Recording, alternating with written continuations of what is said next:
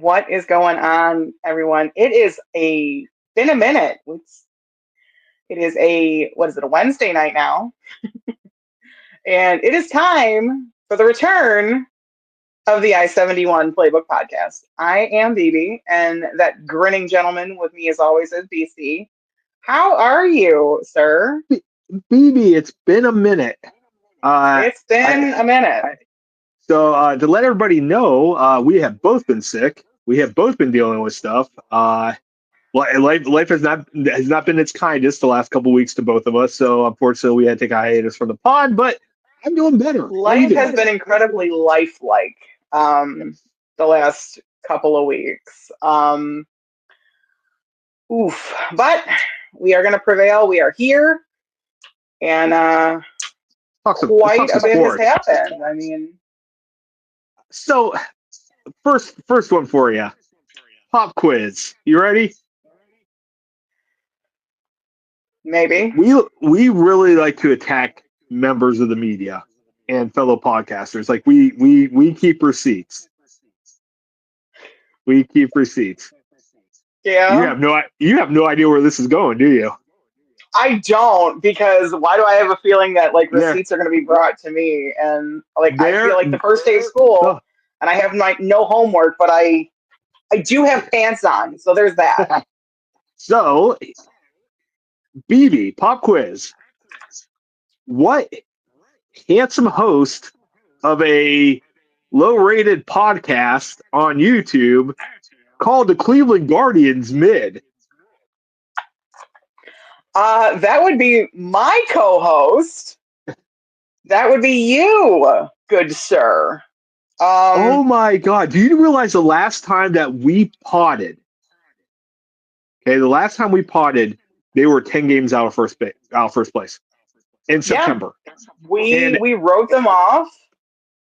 We wrote them off in July when they were 15 and a half games back. We did. We were like, all right, well. That was not a good baseball team. It was not a good baseball team. It wasn't. What happened? I just got done watching them win a playoff game. What? They, I'll tell you what happened. Stephen Vogt is a fan of our podcast. Hi, Steve.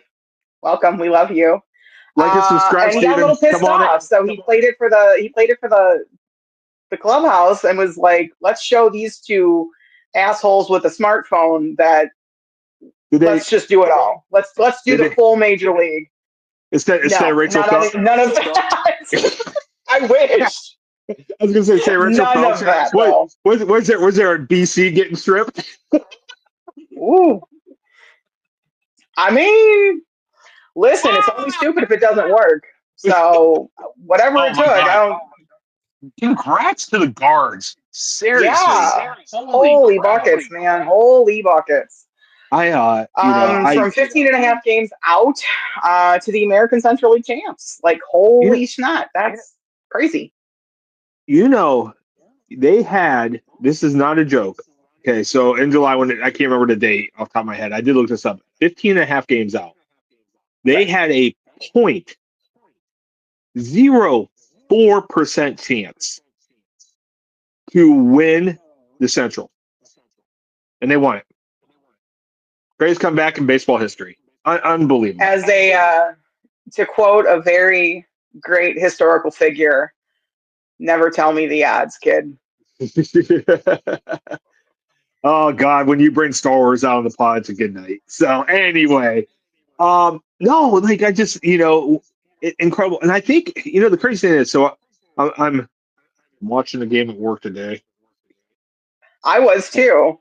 Had a YouTube TV playing in my office. I had my Hulu Live playing, yep. And, Rocchio comes up, hits a home run. Bo Naylor comes up. I just think they're too young to be faced. They're young, they're inexperienced. Now, Rocchio did get some playoff time last year, but I just think they're they don't realize they're not supposed to be good. And I know that sounds crazy. No, it doesn't. But so I was watching it. I started the game, in my office, which is funny because everyone else was kind of peeking their head and going, "Oh, what's the score?" For different reasons, though, because clearly I work in the enemy in the territory, and in the land up north. I do. So when I left work today, the game was tied 2-1 or 1-1. I'm sorry. Listen, that's a And hell of a tie. hey, math was never my strong suit. I'm not gonna lie. That was my Lorain County education right there shining through. Uh, math is hard, okay? But it was tied 1-1, and I was at a stoplight, and I got the ESPN alert that that's when Rocchio hit his home run, made it 2-1. So I was like, okay, let's keep going. And then by the time that I pulled into my driveway, um, that's when I saw it was 6-1, and I'm like, what the hell happened? Like, apparently, I need to not pay attention and drive um, for things to happen. So that's You of all, amazing. you of all people will appreciate this. The entirety of that eighth inning, I was on hold with IT. So I just turned it. It's just turned off. I just turned on the garbage. Listen, I'm like, if I gotta I sit don't here and wait. care if it's a drive home. I don't care if it's a phone call with IT. I don't care if it's a live chicken. Whatever. It was crazy. Let's go. Wow. Let Like I said, me ask you a question. Oh, I'm sorry. I was just going to ask you a question. So tomorrow we're filming this Wednesday night. Tomorrow's game 3. One of those two teams is going to go home. Right. If the Guardians lost, is the season a success or failure? Well, they're still the American League Central champs, so I would say it's not a total failure. I would definitely advise heavily against kind of dicking around for 3 months out of the season and then, oh, wait, we still have to play baseball now, guys. Because that's what it was. And it's kind of fitting that we're going up against Detroit because if you remember last season, Detroit did the opposite. They went on the absolute tear, got into the wild card race. We're trying to catch up to Cleveland.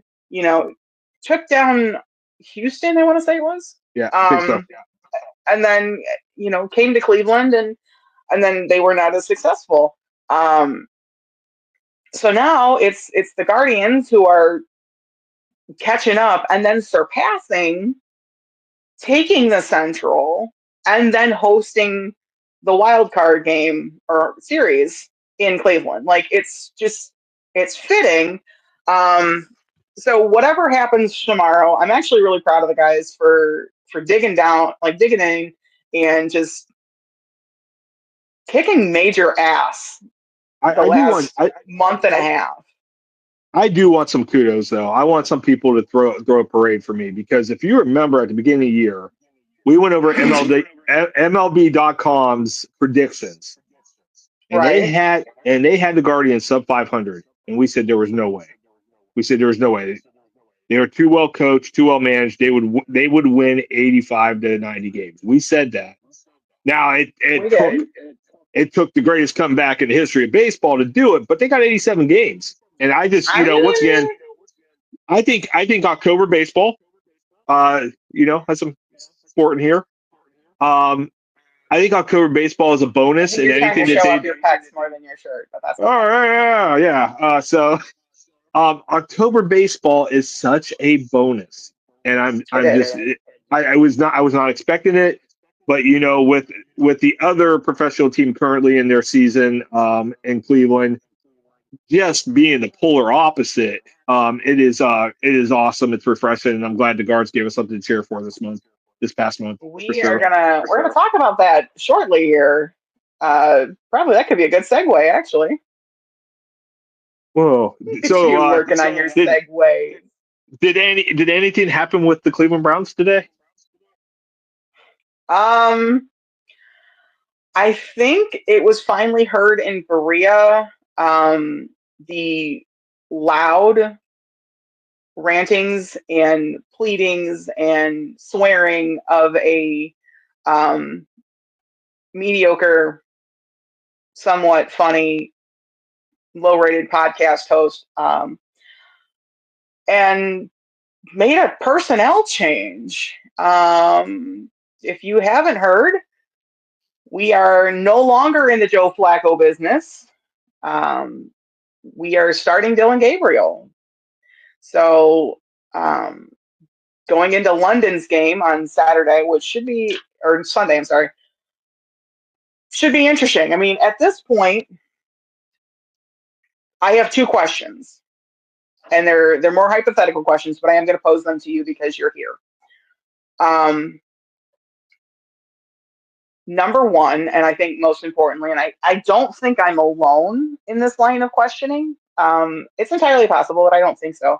What the hell took you so long? What were we waiting for? Like, what do we have to lose? Don't get me wrong. Hold on. Clearly, I am a fan of one Vincent Flacco. I am. I was championing for his return ever since he left, and we saw what he was doing with Indianapolis. We both knew that he was going to start the season. We all also both knew, because words are hard, that he wasn't going to stay the starter in the season. And it has been painfully obvious in 4 weeks. He doesn't have that same magic spark. And it's not only his fault. I mean, don't get me wrong. Our defense has definitely saved our ass the first 4 weeks. But that's the story with our defense, though. I mean, they go out there, they get in people's faces, they make people uncomfortable, and then repeat. But then our offense can't find solid footing. 3 and out. 3 and out. Yep. 3 and out. 3 and out, and punt. So no, go ahead. Good. Finish your thought. No. All right. So here's the thing. Once again, I like to watch a lot of people. People are smarter than me. I think I know football decently, but there are people who do this, for a living. And right. I watched a bunch of field breakdown. The thing about Joe Flacco, he is so incredibly slow. And, yes. and I was thinking about this. I was thinking about this Sunday when I was watching him. I mean, he started Sunday simply because the defensive special teams had a miraculous win the week before. Or I think he would. Right. Honestly, if they lose that Green Bay game, I think he's out.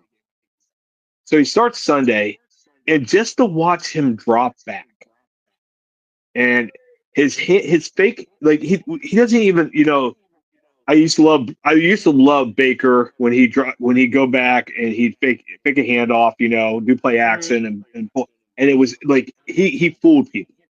Joe just kind of put the ball up, put it down. He's going back, and it was crazy. They were talking about the tackles and how bad they played. And don't get me wrong, our tackle play last week was atrocious. But Joe took forever to get his feet set. Like, he was so slow from under center to his drop to his fakes. Like, there was no chance he was going to be successful. I think if you have your starting, if you have Conklin and DeJuan Jones starting, I don't think it makes much of a difference because he's incredibly slow. And the one thing that Dillon Gabriel is going to bring, and I thought he was underrated in college. We talked about this before they played last year. One of the things that worried me with Dillon Gabriel, because he did it in the first game against us, he's extremely mobile. He's extremely quick. Yeah. He's not like a sprinter or anything, but he is very, very fast. He is very, very agile. He can move in the pocket. He'll get back. He'll sell some of those fakes. I don't know how he's going to do. Obviously, I want him to be the answer. And if he's not the answer, I want Shedeur to be the answer. I want an answer. Because if you didn't notice, the AFC North sucks. The Bengals are garbage. This season, the Ravens are 1-3, and they are ravaged by injuries. The Steelers are just playing. the Steelers are the luckiest. Once again, like was the last year or 2 years ago when they started out hot, just because they got lucky. That they're back in that again. They're not a great football team. That They're not. division is for the taking. Yeah. And the Browns have the best defense. And I'm not saying, this is not hyperbole. They have the best defense in the NFL. They do. What have we been saying for 2 years? If we could just get mediocre quarterback play, that team's going to win a lot of games. I'm not expecting football Jesus. I'm literally expecting, like, our standards are so low. Yeah. So unbelievably low. But I do have a question for you. Yeah. Also, the news surrounding that, Flacco was being benched for Dylan. He's going to remain at QB2, though. So they're not elevating Shedeur from essentially the practice squad as the emergency quarterback. They're not elevating him over Flacco. That I don't understand. So I'm really, really hoping someone smarter than me can make that make sense. Like, explain it to me like I'm a 5-year-old. Pop out the crayons and everything. Let's go. I'm not there. And I will to this day say he's the most talented quarterback they have on the roster with Kenny Pickett there, the four of them. He's been the most he would have been the most talented quarterback on the roster last year too. Throw Deshaun Watson in there. The most talented quarterback on that roster, Shedeur. We're obviously not in the building. So benefit of the doubt, we would hope the Browns know what they're doing with them. I saw a couple of reports from people, that are inside the building, reporters, and they said there's no plan for him to even see the field and if they need him until Thanksgiving. He's just there with the off, that's what he's doing, catch on. But here's the thing. He's running scout team. He's running scout team every week. He's facing the number one defense in the NFL every week of practice. Okay. And there's got to be some learning going on there, and there's got to be. I don't have an answer. I wish I did. I have no faith in the Browns. I have no faith in their coaching. I have no faith in their management. No. I'm just hoping that he truly just isn't ready yet to start, and that's why he is where he is, the emergency quarterback, the third string quarterback. And that's fair. I just can't imagine if something happens to Dylan Gabriel going back to Joe Flacco. Like, I just can't. I can't. Right. I can't understand. It would make no sense. So my person told me, he made a comment, and he's not wrong. But he's like, if they take Flacco out of that starting role, he's not getting it back. And he's not wrong. I mean, there's no reason to go back to the Joe Flacco when we've seen this year, because you're right. He's incredibly slow on the jump. But it's not, like I said, when we came into the segment, it's not all his fault.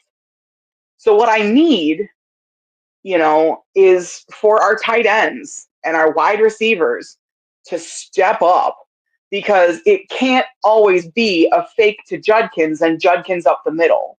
Now, I am of a certain age where my childhood was permeated with hearing my father scream at the television on Sunday afternoons, Metcalf up the effing middle, or Hanford Dixon up the middle. Like, these are ingrained in my subconscious. And up the middle in Ohio football, I'm going to give you a little spoiler alert, doesn't work. You ready for a first on the pod? You're going to agree with me? No, I'm going to leave the screen for 1 second. Oh, well, okay. I'm still here. You said something magical. Are you ready? I say a lot of things magical. Hey, are you ready for this? No, because now I'm scared. 14-year-old BC with Hanford Dixon at his football camp. Oh my God! You know what? Me and the top dog. Huh? The sad thing is, what's that? take away this. You look the same. Like, what the hell? What kind of voodoo do you have? Like, what's in the water in Worcester? What the hell? Yeah, no, that I mean, I when I went to Brown's top dog camp when I was going to my freshman year of football, and it was ran by Hanford Dixon, and I got to catch some passes from Bernie. And if you remember the name James Dixon, he used to be a running back for Cincinnati, and then for the Browns, he was my running backs coach, and Hanford was our cornerbacks coach. Yeah, it was awesome. That's pretty cool. I'm not gonna lie. And I got to meet my favorite player of all time, Ozzie Newsome. Oh, see, Ozzie hurts my heart because he is now the enemy. But the fact that Baltimore is currently 1-3, and the Lions had a part in being that 1-3. It warms my black little heart. Like, I kick my feet and I giggle. The Browns are 1-3, and the Lions had a part of that too. Yeah, well, that one hurt badly. And that was such a conflicting game for me. I bet. Not gonna lie. Although I am glad that you and I did not shell out ungodly amounts of money. Yes, to go to that game. That would have been a magical experience. But that would have been a very, like, if you thought the drives home from Cleveland after a loss would be bad, like. So, yeah, if we could just, once again, the plan was for BB and I to go to the Lions-Browns game, and I said, you know what? I'll grab the tickets for us. We'll be good. To get in to Ford Field, standing room only. For standing room was $225 a ticket. Yep. To sit down behind like a pillar, it was like $350. And so it's like it was bad. So I think we made a business decision, and it was a good one. We did. Oh my God. But see, and even in watching that game, though, it was kind of interesting because the Browns were in it for maybe a quarter and a half, and I'd say to the second half. They were only down 10 at halftime, and right, but you could definitely see the Lions were like, "All right, we know you're the Browns. Like, okay, we're not going to bring out the belt today. We're not. We're not going to do it. Like, we're going to respect our AFC brothers, and we're not going to bring out the belt." I don't. And think then it was Joe that Flacco throws an interception. They're like, "Well, what do we do with this now? I guess we got to score." I'm still in disbelief of that first interception he threw. Now I don't care if Cedric Tillman ran the wrong route. I don't care if that's what happened. He threw that ball 100 yards in the air. The safety literally ran to the sideline and just waited like it was a punt. Wait. So in no way, if the receiver even runs that route, in no way does he get that ball without it being batted down at least. Like, there's no way that's a completion. I swear to God. Like, so as we're sitting there and I'm in my living room and I'm watching this, I thought they had called a flag because there was like nobody around. Nobody was hustling for it. And it was just like, oh, look, here comes the ball. I'm like, catch it, dummy. No, it wasn't a dead ball at all. It was a very live ball. And it was one of 3 interceptions on Sunday. I was waiting for the fair catch, signal. I was just like, oh my God. What the hell? Joe. So it'll be very, very interesting to see what Dylan Gabriel and the boys can do against Carson Wentz and the Vikings on Sunday morning. By the way, a winnable game. Yes. This is a winnable game. Pittsburgh, I don't care what anybody says, it's a winnable. With this defense, these are all winnable games the rest of the year. They are. Every game can be winnable.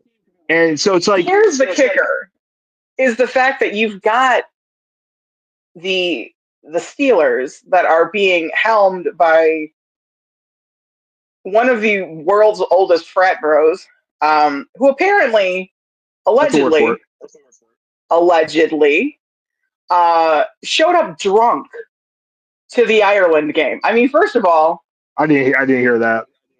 I can see it because, when in Ireland. But no, there's reports that he was absolutely schmammered. And I can kind of see it because we watched that game. We were kind of sitting up in the living room Sunday morning, and my person's like, well, he's like, I know you hate this, but there is football this morning. I said, all right, throw it on. And both he and I were both conflicted because he is a lifelong Lions fan and hates the Vikings. I am a lifelong Browns fan and hate the Steelers. So at that point, who do you root for? I mean, you root for the weather. You root for Bane. You root for Bane. Still the greatest thing ever happened. Fan of the dark. I was molded by it. Still the greatest ever thing to have happened at Heinz Field. Darkness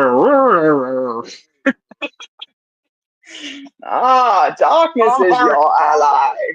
Tom Hardy deserved an Oscar for that. Just for the voice. Just for the voice. I used to torment my ex with that because it was a lot better than it was just now. And it freaked him out. So of course, I'm forever 12, and I just would run around the house and say it. And he'd be like, stop it! And that's why he's your ex. Oh my God. Well, no, that's moving on. No, but here's the thing. I texted you. We had to. By the way, for people who are watching, when Joe threw his second interception, and he came out for the next series, the same exact time, WTF came to both of our phones from each other. The same time. It was synchronous. I hit send, and boom, yours was there. You hit send, and boom, I was there. And I'm just like, what are we doing? That's because we share a brain cell, which is terrifying. Oh my God. It was crazy. And the thing that, once again, I liked so I don't know if you saw Dylan Gabriel talk today. I caught some bits and pieces of his press conference. They said, what do you add? And he said, I think I can bring a little juice, to the offense. And good, because they need a spark. And if they could just sustain a drive or two. Yeah. Like we're not asking for them to put 35 on the board every week. We're asking for them to score 20. They haven't scored 20 since Jameis last year. I know. We're going on here's the thing, and I said this to you. I said this to you in text during the game. At least when we had Jameis, we knew he was going to throw interceptions. Yeah. We knew it. Because Jameis, and I love this about him, his ethic is chuck it and go. It'll get down there somewhere to somebody. I mean, but he was entertaining to watch. When we were losing games with Jameis, it wasn't so bad because he was entertaining. Absolutely. And as much as I do love Joe Flacco, the man is just a little wooden and rigid, and it could be brittle bone disease at this point. Who knows? With his age, I don't know. But he has no personality, so that's hard to get behind someone who doesn't want to, who isn't afraid to make himself look like an ass. Yeah. Like we all do. Clearly. Yeah, no, I'm now excited to watch Dylan Gabriel. I'm like I said, am I a Shador guy? Absolutely. That's been well documented. But if Dylan Gabriel comes out and is, the next Otto Graham, I'm cool with it. Heck, I just want him to come out and be like the next Doug Flutie. I take that. If he's successful, I'm cool with it. I want the Browns to win. I want the Browns to find an answering quarterback, and give him a shot. If he takes it, awesome. He is. Thanks. I am worried. I am worried because he is the most exaggerated 5'11" I've ever seen in my life. And that is only dwarfed, no pun intended, by Johnny Manziel's 5'10". Because I heard that dude's we like don't say 5'7" his and a half. name, and when we do, it's shit show Johnny. No, I heard it in real life that guy's barely 5'8". Dylan I've is heard in not. real life that guy's a douchebag. Yeah, he keeps proving it. Like he can't even let the Browns go. Like the Browns are forever in his head. And I love that for him, truthfully.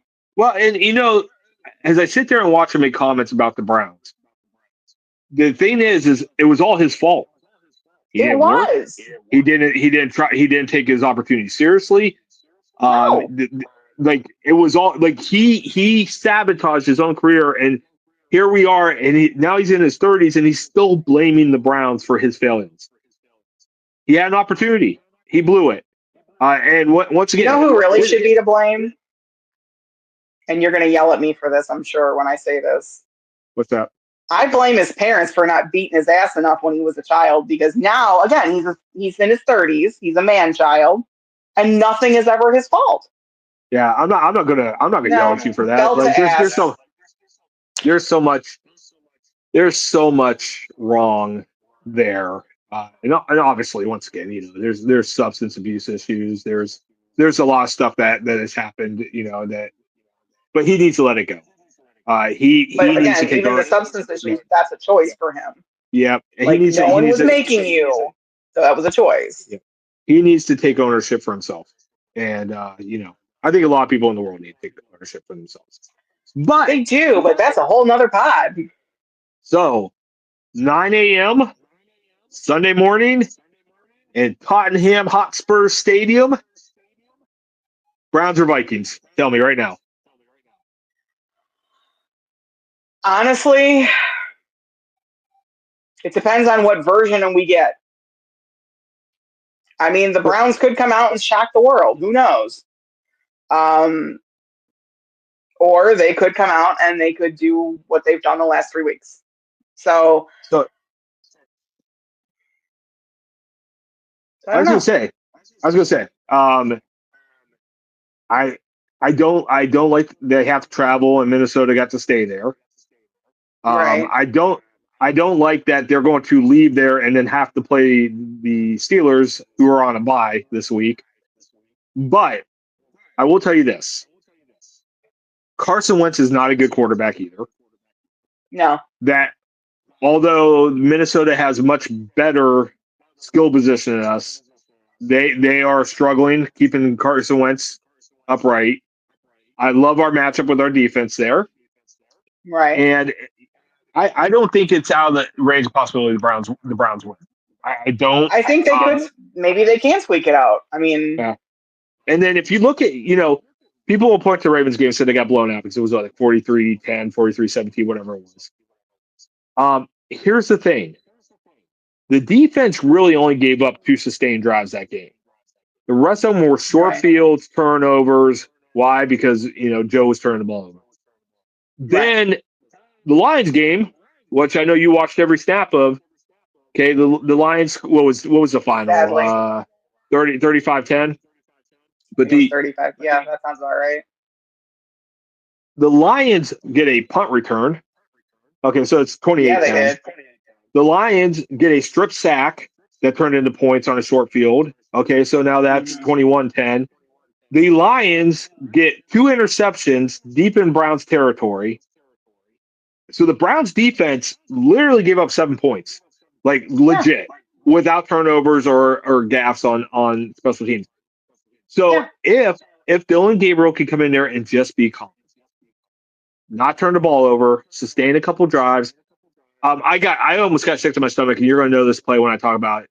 So Joe rolls out, and there's nobody in front of him. And there is nobody for 20 yards in front of him.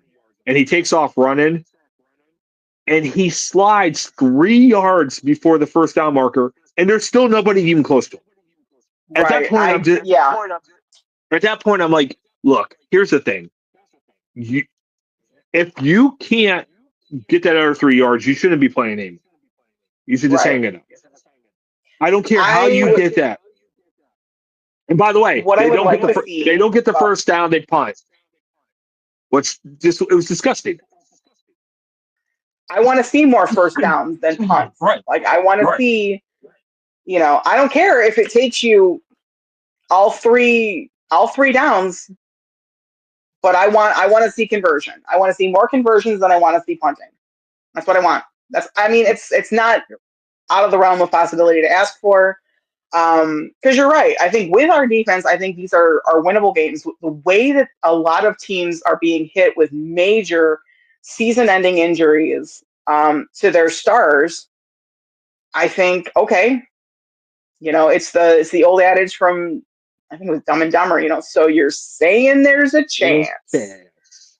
So, as long as we see more conversions than punts, I think my blood pressure will be significantly down on Sunday morning, possibly, maybe, not entirely sure. Because it is also hockey season that's starting too. So I've got that to look forward to. But as long as I think they do that, I think they could squeak a win. Maybe. Who knows? So we were talking about transitions and segues. I got one for you. We're going to talk about my favorite collegiate defensive coordinator. Who is that, BB? Who is that it? would be Matt Prevent Patricia. There ain't no prevent about that Buckeyes defense. Holy moly! We're talking about that. They're giving up 5.5 points a game. You know how that is true. Absolutely ludicrous that is. They're giving up. All we heard last. No, let me step back here. If I said, "Hey, BB, we're coming out of week 4, Ohio State's 4-0," you probably you like I could buy that. They beat Texas. They should win their next 3 games. But if I told you, leading up to the Washington game, the way the national media was talking about Washington, who was averaging 55 points a game, who had what was it? Oh God, what was the stat? I just lost it. But they had went what was it? 13 straight drives with a score going into that game. I think it was 13 straight drives with a score. And the only drive they didn't score was like a kneel down against Washington State. Right. Like they were saying that their punter wasn't used to punting because they were going out, they were scoring or they were doing kneel downs. Now, people wanted us to believe. They wanted us to believe that Washington had a chance. Oh, Julian saying first game on the road. This place is a hostile. Washington hasn't lost here since 2022. And did you ever feel that game was in doubt? Even when they didn't get the 4th and 1 at the beginning of the game, even when Brandon Inniss fumbled the kickoff or the punt, did you ever feel that game was in doubt? So here's what I will say. I said leading into that game that this could be potentially a trap game. Now, was there any point during the game on Saturday that I was nervous or in doubt? Not particularly, because now I'm going to say this. I know we talk a lot of trash about a lot of programs. Washington's program is legit. Like, they're a good team. The kid that they've got a quarterback right now, I think, is going to be an amazing.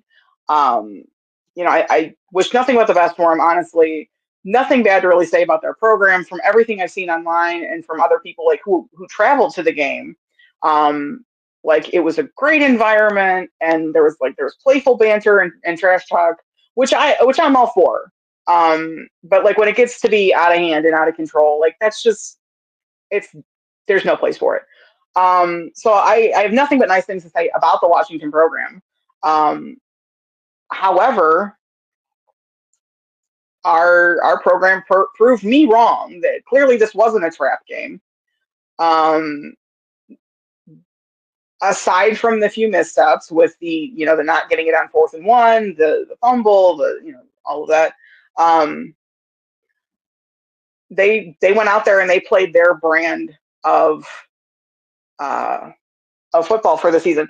So that's going to lead me to say something which may cause your jaw to drop a little bit. I'm going to give props to the beard himself, Coach Day. It seems like this year he's kind of changed his mindset when it comes to the team. So previously, it's always been he was focused on the game, at the end of November, and that was all that mattered. And you could definitely tell that last season and seasons prior that the guys necessarily weren't prepared for certain teams, which is why leading into this, I'm like, this could potentially be a trap game.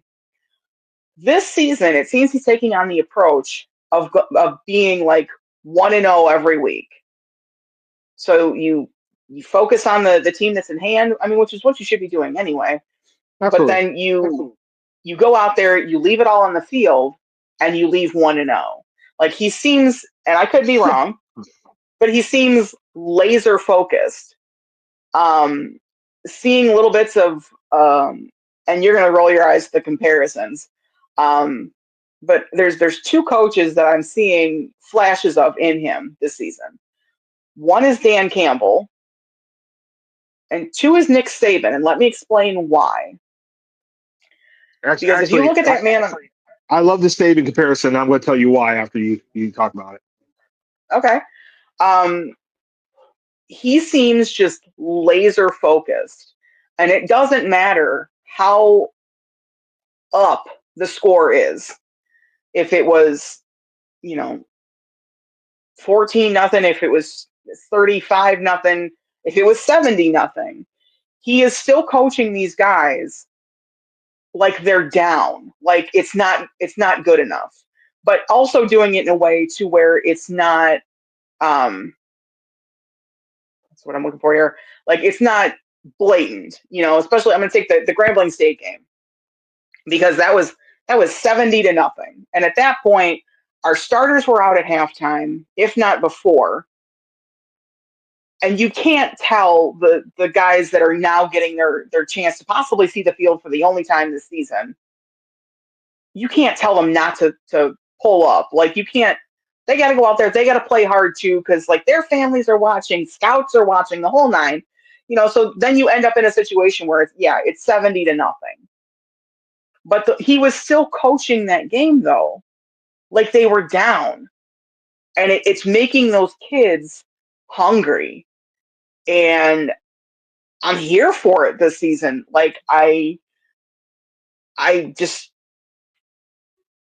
be, like I said, it sounds like a weird comparison, but you agree with me on the Saban, so that's I'll take it. Yeah, I don't think that's it. And I'm gonna tell you, I've been thinking about this a lot, because there is something different about this team. And they came in at the beginning of year 3. We thought Penn State being number 2 was ridiculous. We were proven right this weekend. Penn State's a good team. Right. Penn State's a good team. They're not a national title contender. But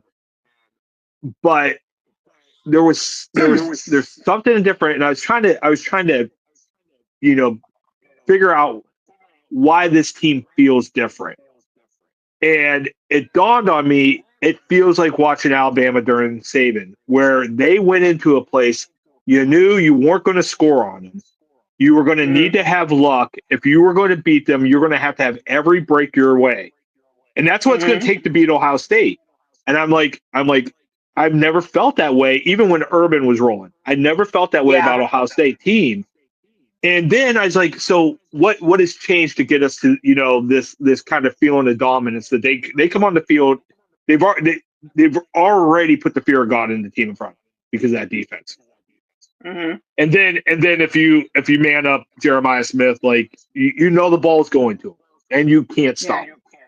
And then you know what? Hey, we're gonna go man coverage, or we're gonna put a high safety on Jeremiah Smith.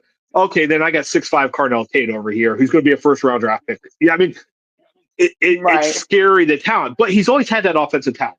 We know Ohio State's wide receiver U. He's had great quarterbacks. It's always been the personality team has always been his high-powered offense, and it's been Ryan Day's personality. Right. Since they lost that game to Michigan, and I think when we're going to look back 5, 6, 7 years from now, and Ryan Day might be one of the most successful college football coaches of all time. Right now, when it comes to winning percentage, he is the most successful college football coach of all time.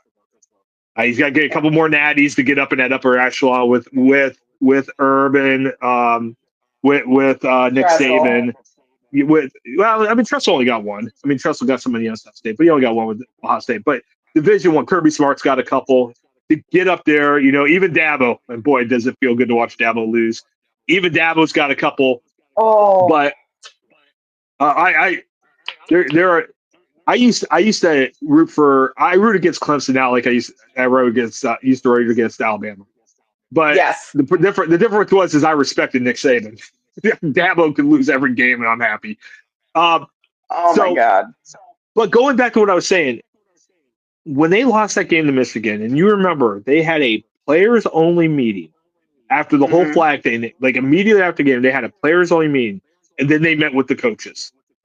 And something changed that night. Something snapped. And now it's not like we are watching the identity of Ryan Day being on his team. We are watching his team form their own identity. Right. And that identity is scary. And it's the same feel I got with Alabama the last 15 years. It's the same feel. Like okay, here comes Alabama. I want them to lose. But it's going to take every break going against them. It's going to take a missed field goal. It's going to take everything in the world going against them for them to lose. You had to give your best effort and get every break. And it feels like that's where this Ohio State team is. And now looking ahead, and I'm not playing schedule game. I'm not looking ahead. At least they are. We can talk about it because we're on a podcast. But right. Penn State don't scare me now. Penn State couldn't move the ball on Oregon for 3 quarters. I am not worried about them against our defense. Then Illinois, once again, they got blown out by Indiana. They came back. They won against USC. I'm not worried about them. And then that takes you to the game. And I just feel this is going to be a different Ohio State team going up to Ann Arbor. And there's no reason why this Ohio State team does not finish this regular season with a Big Ten championship and undefeated. There's no reason. They're going to be heavily favored in every game.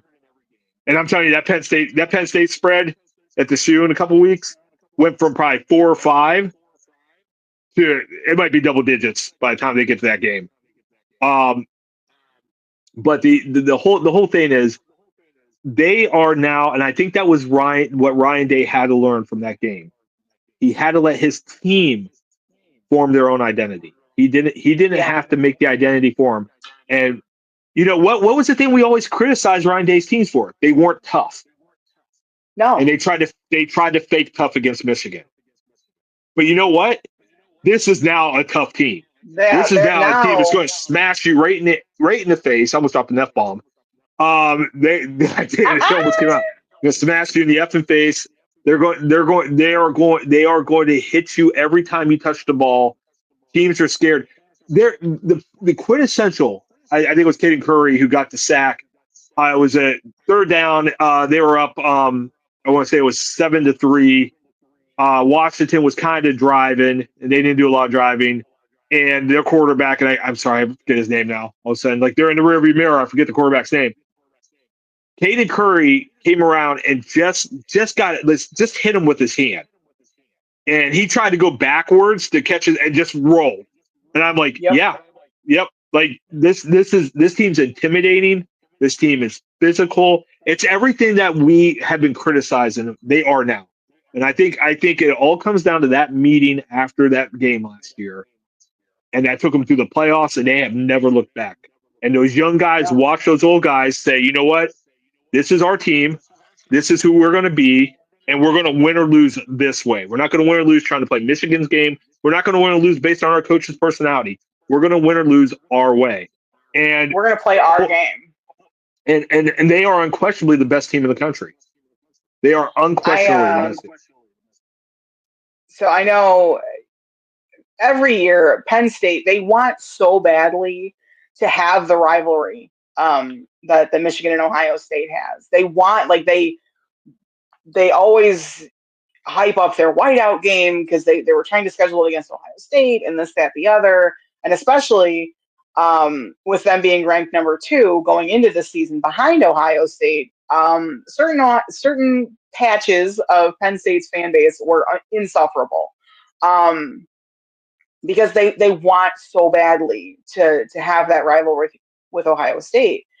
There's a couple problems with that, and it's definitely going to be exacerbated this year when they come into the shoe, which arguably one of the most hostile environments to come into as an opponent. It's going to be, I think it's going to be bad for them. And seeing things online, they were the coping on certain fan boards was kind of hilarious, especially after the Oregon game. And I watched the Oregon game. By the way, and don't get me wrong, Oregon's no joke. That is a that's a good team, and they got a shot at national title too. They do. That is a good team. And the fact that they took it to 2 overtimes was insane, especially considering they pretty much dominated the entire game. I mean, if it's way more lopsided than the score shows. I made a comment at the beginning of the year, and I think I might have made it on the pod. I know I've made it to you, and I know I've made it to the other football fan in my house, which is, I believe this is going to be the year, and it's going to be like Georgia was a couple of years ago, where they're going to be ranked number 1 until somebody comes in and takes it. They're going to have to lose, I think, to be taken out of that number 1 spot. And with the way that everything is firing on all cylinders and it's clicking, I don't foresee that possibly happening. Now, I'm sitting here and saying that because I'm an asshole with a smartphone on the internet. What I say means absolutely nothing, because the old adage, any given Saturday, any given Sunday, and any team can come in and have a really good day. Another team can come in and have a really bad day. So I think if they keep up what they've been doing this year, which is we take 1 week at a time. We're not looking past anything else. We're not looking past what's in front of us. We go out, we leave it all on the field, and we leave 1-0. And then those 1-0s kind of stack up a little bit. We're going into Minnesota, I believe, this weekend, right? No, it's 2. It's 2 at 7 o'clock. We're at home. 7:30. Okay. Yep. Okay. I'm not overly worried or concerned, I don't think. Ohio State by 5,000. I don't think it's going to be a grambling game, but I think it's going to be a pretty high scoring game for us. PJ Fleck can't wait to row the boat out of Columbus. I'm telling you that right now. That's the headline. So, no, I'll tell you what. Like the last thing about Ohio State before we wrap this up today is, I know the tides have changed. No yes. Pun intended. Alabama. I'm not talking Crimson Tides. I know the tides have changed. It is clear that the Big Ten is the best conference in the country. It's clear. Yeah. Like nobody's arguing it. The SEC, there's no undefeated teams in the SEC. LSU is not good. They beat Clemson. Well, Clemson's garbage. Right. Alabama gets boat. Yeah, Alabama gets boat raced by FSU, who also loses. It's like, and then Virginia. And then they go and beat Georgia, the best team in the SEC, yeah. Georgia. And by the way, they beat Georgia at home. Right. Like Alabama went into Georgia and beat them. And when you watch these, it's clear the best 2 teams in the country are Ohio State and Oregon. And Miami, I've watched Miami a couple of times because, this kid watches a ton of college football. It's my Saturdays. Too. And Miami's stout, but I want to see them play somebody. I want to see Miami actually play somebody. But my God, my God. You know what? Miami beat Notre Dame? That's a good win. I think Yeah, they so. beat Notre Dame. But They beat again, Notre Dame. and Yeah, as they much beat as Notre I Dame week love one. Marcus Freeman, Notre Dame is kind of ass this year too. No, There's no, no no. reason in hell. They've lost two. They should not have lost to Texas A&M at home, but They they shouldn't lost. have, but they They did. lost to two. They lost to two top 10 teams. Like there's legit losses. Now if they lose again, they're out of the playoffs. We're not going to do the SEC coping mechanism, which is they were two quality losses. No. Those are two losses. No. There's two losses, but they should win out. Notre Dame's a good team. Notre Dame's a good team, plays the hardest schedule every year. So I'm willing to see where they go. But That's I got their a feeling punishment for not being in a conference. I agree. It's a punishment because they want that TV money. But here's the thing.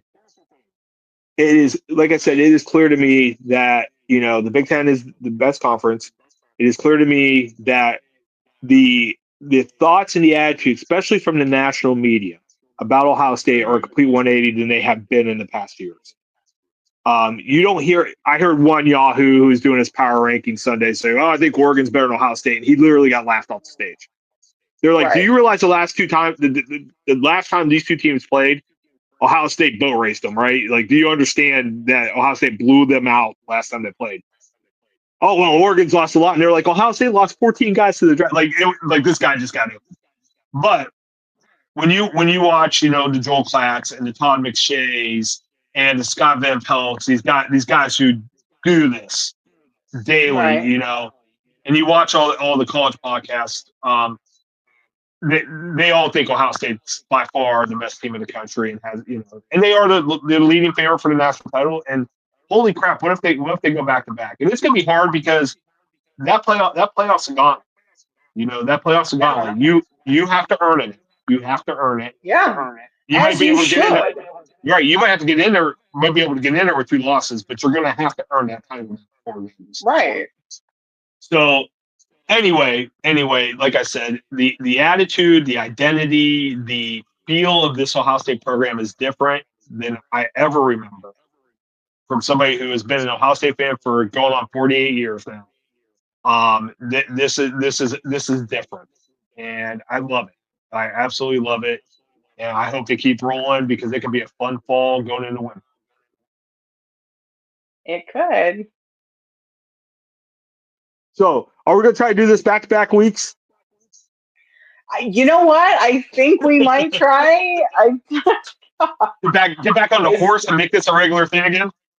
I miss my hour with you. I know.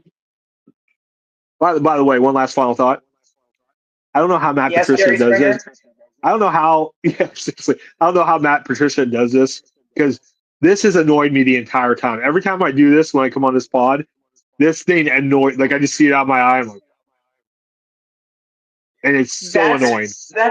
That's so funny because you know what? It annoys the hell out of me too. So I love that we're in agreement together. I love that for you. I love that for both of us, honestly. That's why I do what I do. Awesome. So, with all of that being said, from the dog pound to the shoe, and all of the pencils in between, I'm BB. I'm BC. Like and subscribe. Like and subscribe because this has been the I-71 Playbook Podcast.